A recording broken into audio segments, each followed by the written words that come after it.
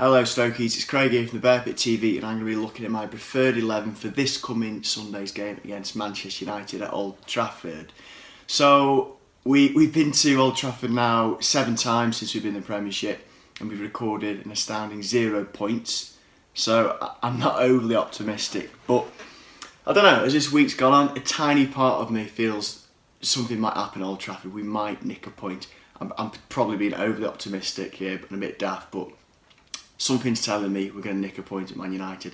I've gone 360 throughout the week. I was convinced we were going to lose, but something tells me we might just nick a point. This is probably one of the easiest preferred 11s I'm going to do this season. Off the back of a disappointing result, but a good performance in my opinion against West Brom, I don't think anything should really change from the players that started that game. I'm going to set up exactly the same. I'm going to go with Grant in net. I thought he had a really good debut. A little bit of an error, I suppose, with Indy for that corner we conceded to West Brom in the last minute, but these things happen. If a goal wasn't scored of that, no one would have made another mention of it. So Grant can definitely keep his place, and of course he made that worldy save late on in the second half. At the back, I'm going to go for Glenn Johnson, he's getting better and better. I think he's such an underrated player, not just for Stoke, but in general in football. I really don't think he's given enough credit, and since he's come back into the team, we've looked so much more assured down that flank. He brings a bit of presence to the team, a bit of calm. He keeps things ticking over. He's a fantastic player, so obviously he will start at right back. In the middle, I'm going to go for Ryan and Indy, who I thought had good games, the pair of them against West Brom, especially Indy. Again, I'll move on from that little mistake between him and Grant, because I thought he played well other than that. And at left back, I'll play Eric Peters, who I thought a lot more stable. He played a lot more stable against West Brom. One of his better performances for quite a while, to be honest. In the midfield, I'm going to go for Shaq on the right wing and Arnie on the left.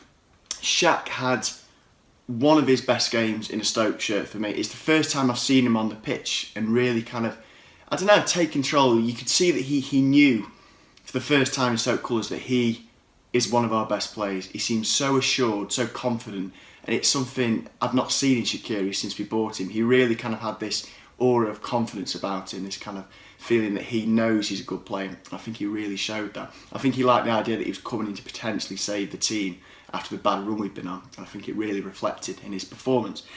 Arnie on the other wing again. Arnie still, it isn't droppable at the moment. He's our most creative player. Couple of goals this season, and he always has that potential to assist or score within him. Now in the middle, I'm going to go for Cameron and Whelan. Again, exactly the same as West Brom.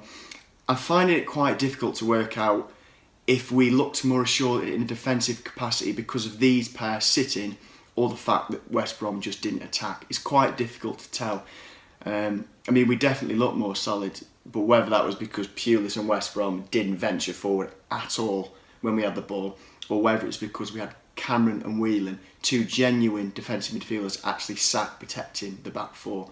Time will tell, but I think Old Trafford away, we definitely need a couple of defensive midfielders. So Cameron and Whelan will get the nod again, just to sit in front of that back four and protect the defence. I'm then going to go with Allen. He absolutely ran his bollocks off against West Brom. I've not seen a player run as hard for a long time. He was up and down. It was hard to believe that he was told to play close to Bonnie, because he would be backtracking that much. It was really amazing that, you know, despite being told to play just off the striker, he would be racing back to support the rest of the team. So I'm going to go with Allen in that, I suppose, position to support the striker, even though we know he'll put the miles in and he will run everywhere, protect the midfield, protect the defence. He's fantastic at that. Then I'm going to go for Bonnie up front. He was the one player that I was potentially toying with the idea of changing. Out of all the games he's played for Stoke so far, I think against West Brom was probably one of his weaker games. Not that he was awful by any means, but I thought he looked a little more sluggish. I'm not sure if that's the Daily Mirror seeping into my mindset, saying he was lazy, and I subconsciously thought or saw that.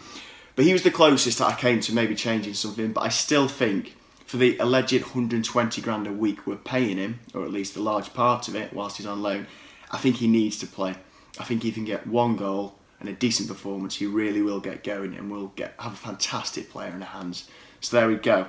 My preferred 11 for Man United, I've got Grant in net, Johnson, Shawcross, Indy, Peters, midfield, Shaq and Arnie on the wings, Cameron and Whelan sat just in front of the defence, Joe Allen, and then Bonnie. If you reckon that team is spot on, drop us a comment, drop us a like. If that's a load of rubbish and I've completely missed the point of what we need to be like against Man United, also let us know with a like and a comment and all the rest of it, and let's see how we get on against Man United.